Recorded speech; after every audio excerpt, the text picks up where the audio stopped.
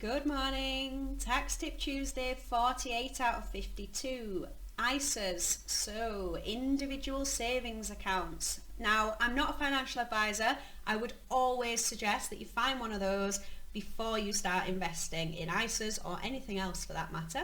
But here's some basics about ISAs and a whole load of tax information. So there are four main types of ISAs, each with their own subscription rules. Cash ISA, subscription limit of $20,000 per year for anyone aged 16 plus. Stocks and share ISA with a subscription limit of $20,000 per year for anyone aged 18 plus. Innovative Finance ISA, subscription limit of $20,000 per year for anyone aged 18 plus. And a Lifetime ISA with a subscription limit of $4,000 per year for anyone aged 18 to 40. There are also junior ISAs which can be open for minors but not held on behalf of anyone else. There are exceptions to these subscription limits if someone dies and their ISA is left to their spouse or civil partner. So since December 2014, ISAs that pass to a surviving spouse or civil partner retain their tax-free status by granting the surviving spouse or civil partner an additional ISA allowance. Since transfers on death to a spouse or civil partner do not attract inheritance tax is not due on the value of the ISA at this point, although it would be included in the estate of the second death.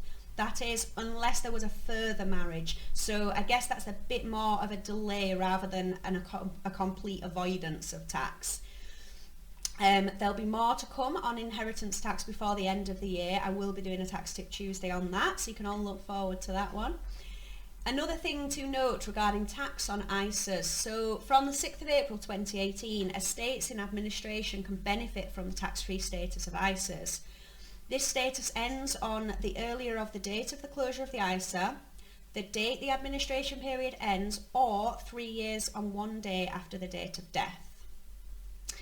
Now, you can mix and match across different types of ISAs within a tax year, so long as you do not exceed the subscription limits.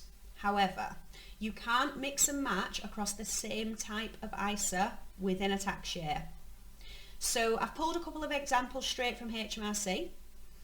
Example 1, you could save $15,000 in a cash ISA, $2,000 in stocks and share ISA, and $3,000 in an innovative finance ISA in one tax year. Example 2, you could save $11,000 in a cash ISA, $2,000 in a stocks and share ISA, $3,000 in an innovative finance ISA, and $4,000 in a lifetime ISA in one tax year. However, and this is the bit that often catches people out, you couldn't put $10,000 into a stocks and share ISA with your stockbroker and then another $10,000 into a stocks and share ISA that you self-manage online. And that's something that people often get confused with. You can't transfer shares that you own outside of an ISA into an ISA unless those shares have come from an employee share scheme and the transfer is done within 90 days of the shares ceasing to be in the scheme.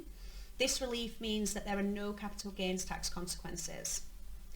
Now, because investments held within an ISA wrapper are exempt from tax when you move anything into that wrapper, you dispose of the asset outside of the wrapper and buy it back within. Therefore, any disposals count towards your capital gains tax annual exemption, so gains and losses should be recorded and declared if necessary.